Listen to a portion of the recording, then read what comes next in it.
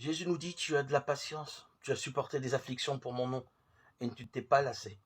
Mais j'ai contre toi que tu as abandonné ton premier amour. Apocalypse 2, 3, 4.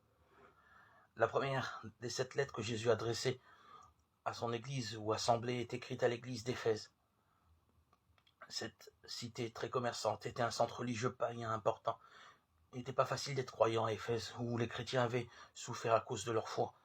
Le Seigneur le savait et appréciait cette fidélité, comme aussi leur travail, leur patience et leur vigilance à ne pas supporter les faux croyants.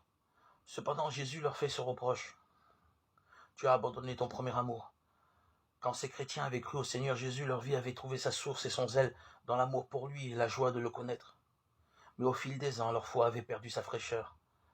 Sans se décourager, ils continuaient leurs activités chrétiennes, mais peut-être parce que leur service les absorbait trop.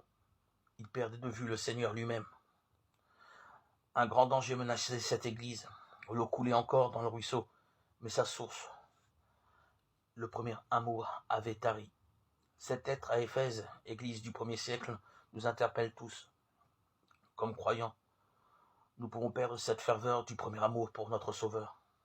Ni nos œuvres, aussi bonnes soient-elles, ni notre zèle pour la vérité. Nous nous en préserverons.